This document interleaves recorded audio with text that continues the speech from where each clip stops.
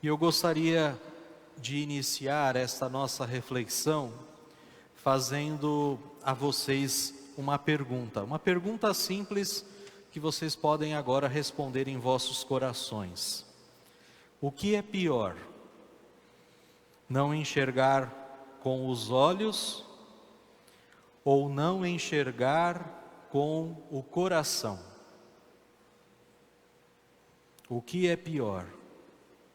Não enxergar com os olhos ou não enxergar com o coração? A maioria de nós que aqui estamos, temos os nossos olhos perfeitos ou quase perfeitos, mas vivemos muitas vezes completamente cegos. Somos cegos para Deus, somos cegos para a verdade, somos cegos para o sentido da vida. E é exatamente sobre isso que o Evangelho de hoje nos fala. Nós estamos vivendo este tempo da Quaresma, este tempo favorável para vivermos, para revivermos, reavivar o nosso discipulado e também a nossa vocação batismal. A semana passada nós ouvíamos no Evangelho o episódio do encontro de Jesus com a samaritana no poço de Jacó. E lá Jesus declarava para nós: eu sou a água viva que jorra para a vida eterna. E neste domingo nós contemplamos o episódio do cego de nascença, que vai nos revelar que o mesmo Jesus, que é água de vida eterna, é a verdadeira luz do mundo. E que através do batismo, que se dá pela água, que se dá pela luz, nós somos verdadeiramente iluminados. Pelo dom da fé que nós recebemos no nosso batismo, nós somos verdadeiramente iluminados por Cristo. Cristo que é a luz do mundo, Cristo que nos faz luz do mundo para iluminar a vida de todos aqueles que estão ao nosso redor. Se Cristo é a luz do mundo, e se dele nós recebemos a luz, nós também nos tornamos luz para o mundo, ou pelo menos assim é que deveria ser. A partir deste Evangelho que nós ouvimos agora, é que eu quero desenvolver essa nossa reflexão, neste que é o domingo da alegria, o domingo que é chamado Domingo Letare. Letare é um verbo latino imperativo que significa exatamente alegrai-vos. Como eu disse, é o convite para que neste tempo quaresmal nós nos alegremos.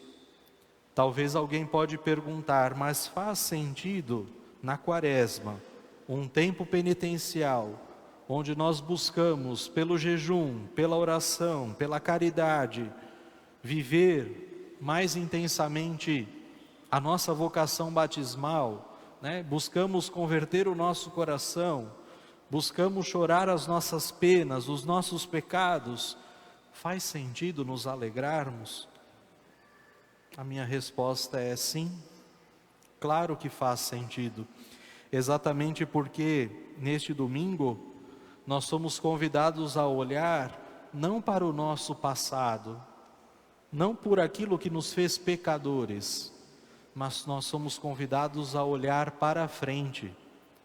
Nós somos convidados a olhar para aquele que por nossos pecados vai padecer, vai morrer, mas que vai ressuscitar para a nossa salvação. Estamos a poucos dias de iniciar a celebração da Semana Santa.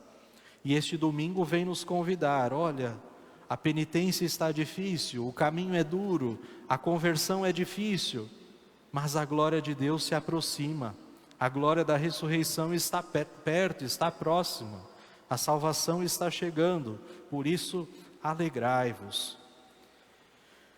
E o que nos favorece pensar a liturgia da palavra neste domingo?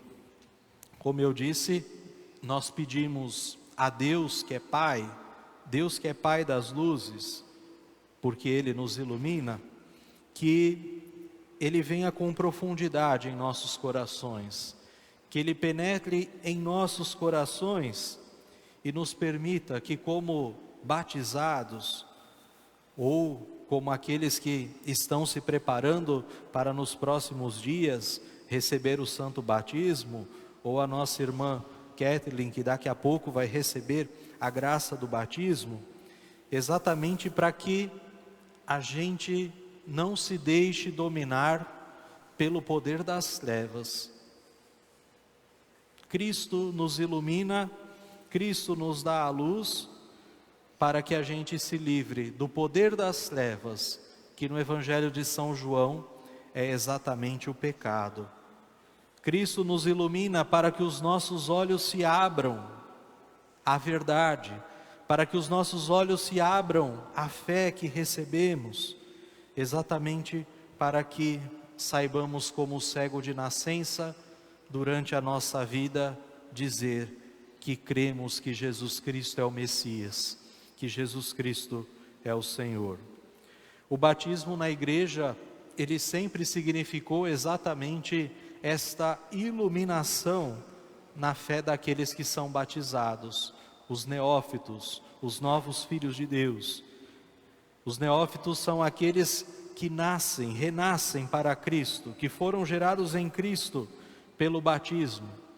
Portanto, a iluminação que o batismo nos traz, ela é espiritual, mas ao mesmo tempo, daqui a pouco, vocês vão ver no rito do batismo, a Kathleen vai receber uma vela acesa no círio pascal.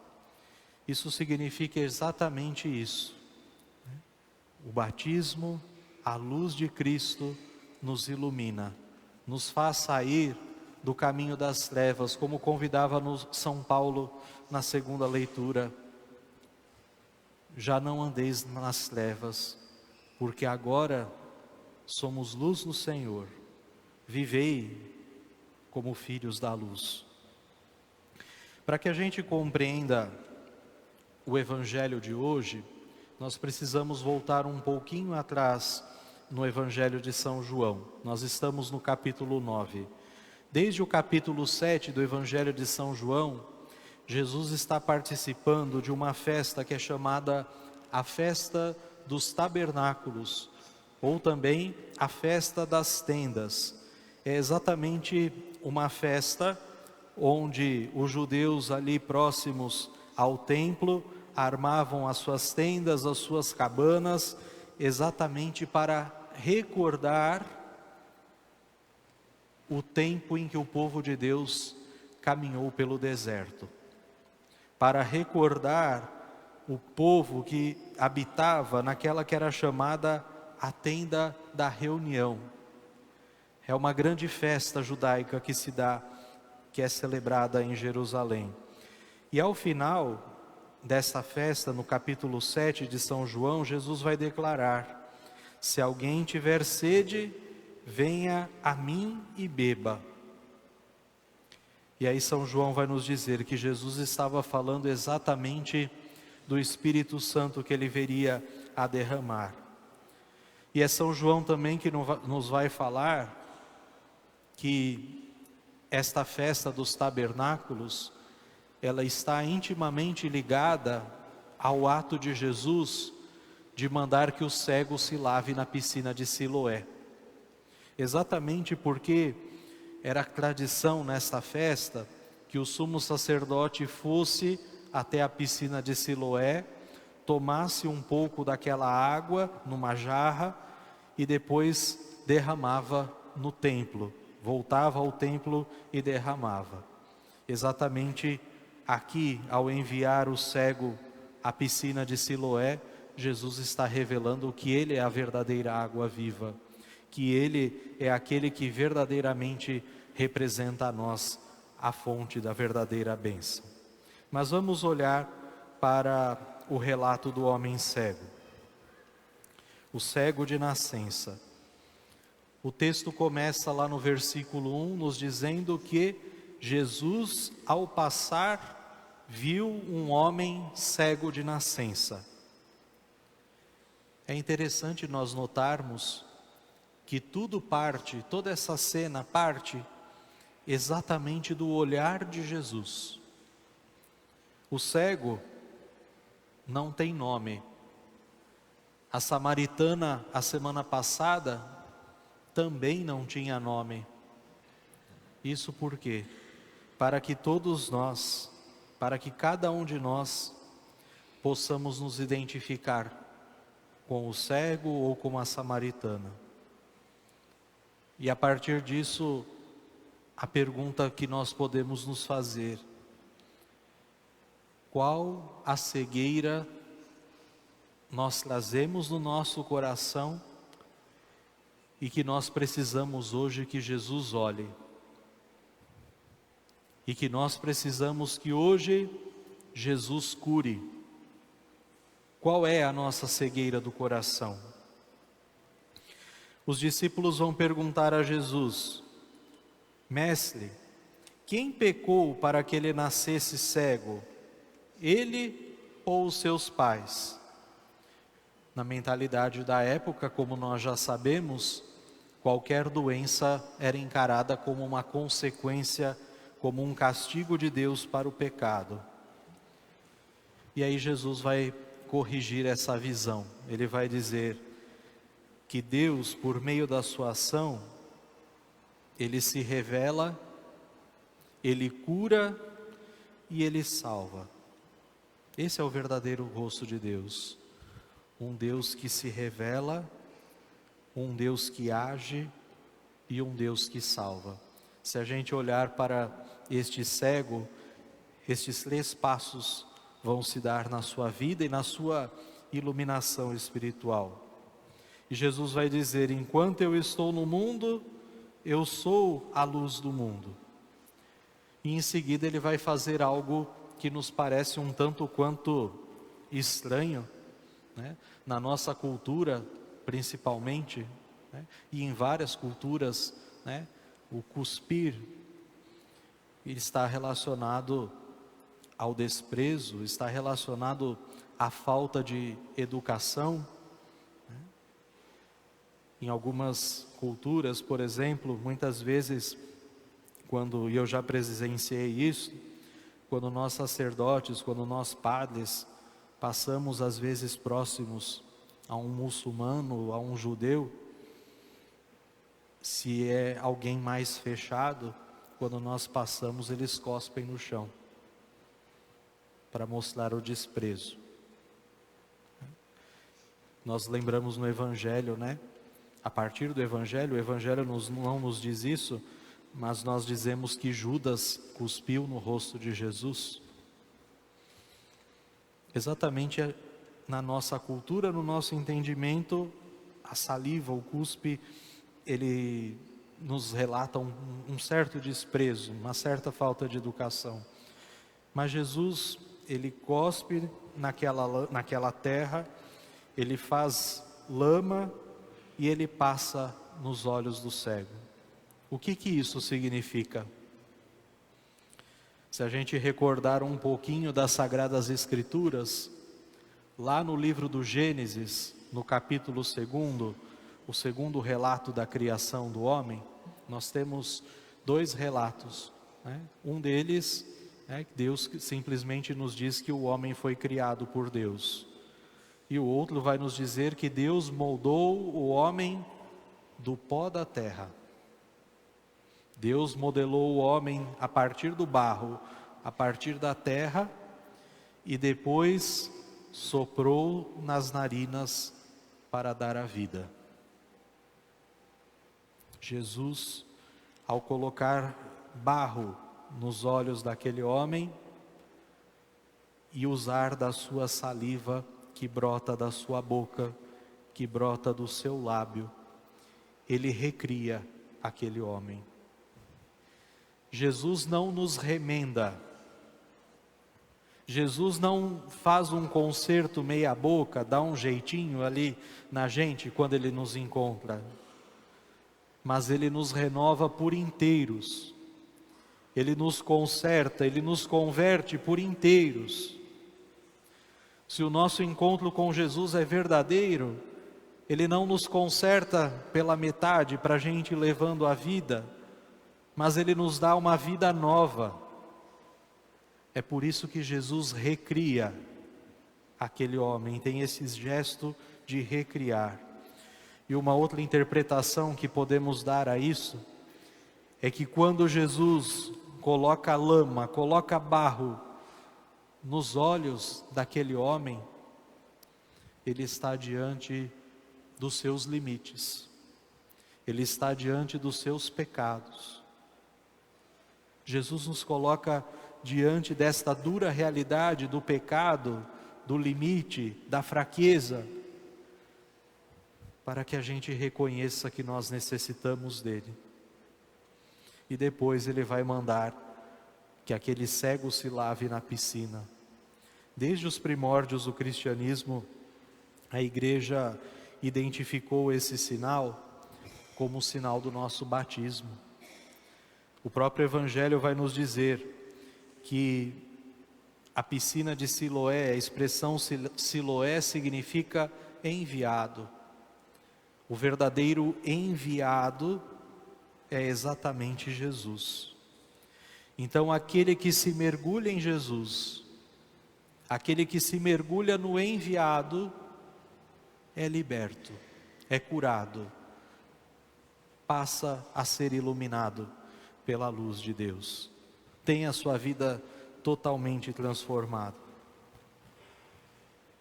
Nós, diante dos nossos pecados, somos chamados a nos lavar em Cristo. Se já passamos pelo batismo, agora nós podemos fazer isso tantas e tantas outras vezes, através do sacramento da reconciliação.